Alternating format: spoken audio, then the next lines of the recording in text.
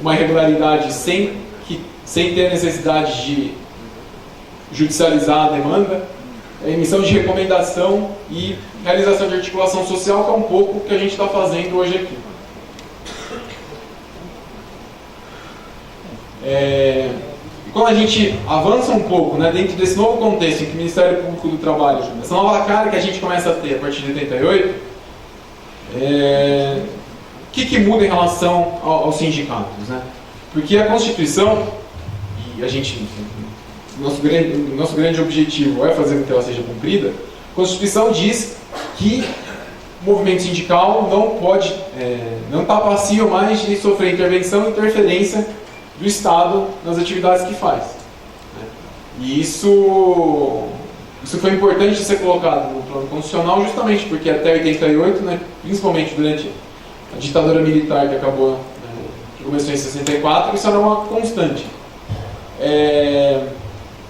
Agora, a proibição a vedação da interferência e da intervenção do Estado nas entidades sindicais, isso não significa ser um salvo-conduto para os sindicatos fazer o que eles quiserem, evidentemente, né?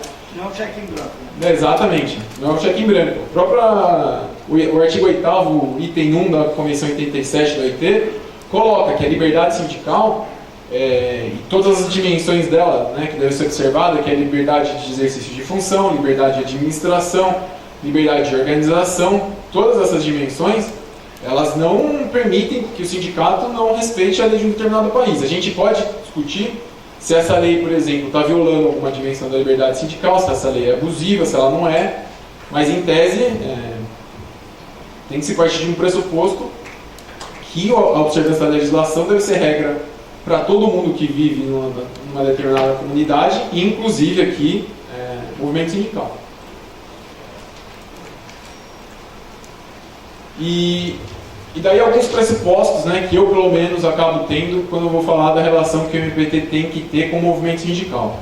Eu acho importante, especialmente a partir de 88, né, com essa nova feição que o MPT passa a ter, que o Ministério Público como um todo se envolva com os movimentos sociais. E dentro da área trabalhista, quem que é o principal movimento social que a gente tem? Os sindicatos. Então é importantíssimo, né, que a gente desenvolva esse diálogo, que a gente desenvolva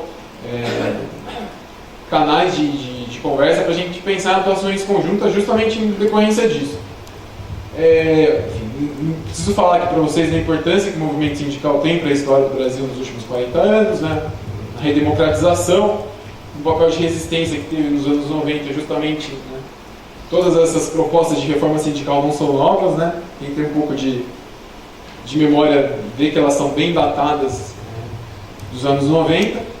E o papel importante que teve nos anos 2000, né? Tem uma pesquisa super interessante que dois sociólogos, um da Unicamp e um da USP, né? O Armando Boito Júnior e a Paula Marcelino fizeram, fazendo uma análise das greves nos anos 2000, né? Eles fazem um recorte de 2004, 2008, se não me engano, e eles apontam que 97% das greves que aconteceram nesse período foram o que eles classificam de greves ofensivas. O que são greves ofensivas? São greves que aconteceram dentro de um contexto em que os sindicatos estavam lutando para ampliar o patamar de direitos reconhecidos numa negociação coletiva, né? Claro que a conjuntura econômica do momento facilitava isso. A gente não pensa ter esse tanto de greve ofensiva hoje em dia. Mas isso mostra como o sindicato soube ler a conjuntura apropriadamente ali para lutar em prol de mais benefícios, né, mais direitos para os trabalhadores. Então acho que é importante ter essa perspectiva. E um pouco aqui da relação, né, que eu acho que o Ministério Público do Trabalho e o movimento sindical tem espaço para construir. Eu acho que o movimento sindical e o MPT brigaram já há muito tempo mais do que qualquer outra coisa. Enfim, tem essa questão que, enfim, coloca parte dos procuradores do trabalho, parte considerável do movimento sindical, em campos opostos, que é em relação à contribuição assistencial, e enfim, eu vou falar para vocês o que eu tenho falado sempre. Vocês vão resolver isso com o Judiciário, vocês podem resolver isso no âmbito do Poder Legislativo. No âmbito do Ministério Público, a gente não vai conseguir dar uma resposta uniforme para vocês. Porque o Ministério Público do Trabalho, como eu falei para vocês, a gente é responsável por cumprir a ordem jurídica estabelecida. A partir do momento em que eu não tenho nada regulando de uma forma mais clara ou contundente como funciona a contribuição assistencial, isso vai dar margem de interpretação e de compreensão disso de formas distintas. Então, como eu falei para vocês, internamente a gente tem gente que entende que é possível fazer o desconto assistencial, tem gente que acha que não é possível. Eu tenho um posicionamento pessoal que eu estou firmando aqui para vocês, eu não estou firmando aqui, porque eu estou com vocês aqui, eu já escrevi sobre isso. Então, assim, a gente não vai oferecer uma resposta que vá dar uma segurança jurídica para vocês. O locus de atuação para resolver esse problema é ou junto com o TST para resolver o entendimento deles na SDC, ou então no Poder Legislativo. Enfim, a conjuntura do Poder Legislativo, ainda que tenha aquele projeto de lei que o Bebeto foi relator e que foi enviado para o Congresso, exista e, enfim, tenha sido fruto de um debate que as entidades sindicais fizeram. Eu, pessoalmente, tenho algumas reservas com o projeto de lei. O Ministério Público do Trabalho, inclusive, chegou a apresentar uma nota técnica do deputado, mas, enfim, a gente tem um papel de dar a nossa opinião e quem tem ele ouviu as entidades sindicais e mandou aquele projeto. Mas é dentro dessa perspectiva que esse problema vai ser resolvido. E eu acho que a gente gastar tanta energia com isso, a gente acaba fazendo com que outros aspectos de possíveis espaços de atuação não sejam observados. E daí, o que a gente tem feito? Né? Eu e o João Carlos, que é o coordenador nacional da CONALES, a gente começou a trabalhar, né, nas nossas posições que a gente está hoje, em novembro do ano passado, em novembro ou outubro do ano passado. A gente fez uma reunião interna da coordenadoria no final do ano passado e a gente decidiu que uma das prioridades de atuação que a gente ia ter era, enfim, envidar esforços para se tentar construir uma agenda positiva com o movimento sindical. O que a gente queria com isso? A gente queria justamente achar os pontos de intersecção entre o que vocês fazem e o que a gente faz para tentar trabalhar em prol do trabalhador.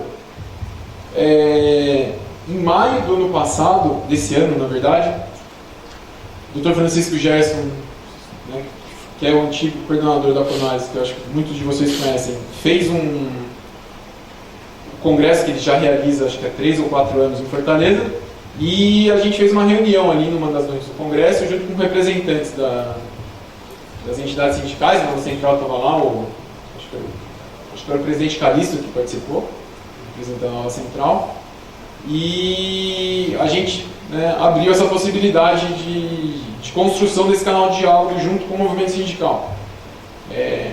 Foi uma reunião boa, né? A gente conseguiu expor a ideia e tentamos fazer um cronograma de atuação. Daí, o que o Ministério Público do Trabalho imediatamente fez? A gente realizou uma consulta interna com os nossos colegas, expondo a intenção da CONALES da construção dessa agenda positiva, e elencamos ali uma série de possíveis atuações conjuntas e pedimos para eles se manifestarem. As três áreas que mais foram votadas pelos nossos colegas foram combate às condutas antissindicais, garantia do direito de greve, e a terceira eu não lembro muito aqui.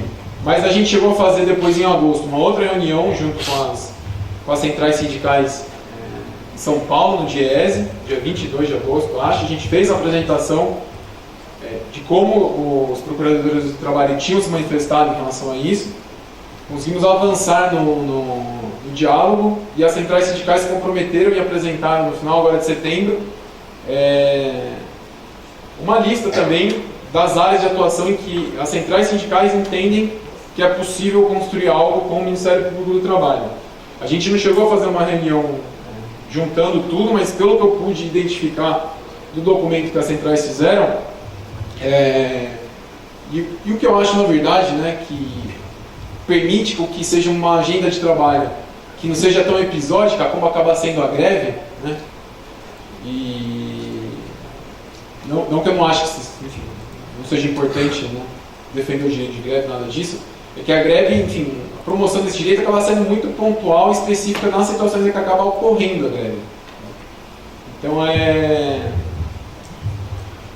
a realização de planos de trabalho em relação ao combate às condutas antissindicais, eu vejo um espaço mais rico de tentativa de trabalho entre o Ministério Público do Trabalho e o movimento sindical.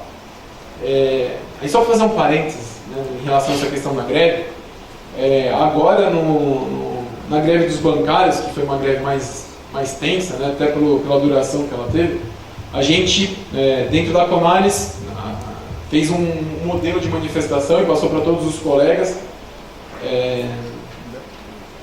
em face daquela situação em que a OAB estava apresentando interditos proibitórios, né, para fazer com que a greve não existisse. O interdito proibitório, no final das contas, o grande objetivo dele é esse. Então a gente fez manifestações, todas as situações que a gente vê abuso do exercício do direito de greve, a gente atua. Tem uma atuação muito interessante que aconteceu no Mato Grosso, inclusive, que eu gosto de dar como exemplo. Estava ocorrendo uma greve, não lembro de qual categoria agora, em 2014 lá, e a entidade patronal, vendo que o movimento estava crescendo, o que ela fez? Começou a veicular na televisão que o direito de greve estava causando prejuízo para você, cidadão. Ó, tá vendo o que os caras estão fazendo ali de direito de greve?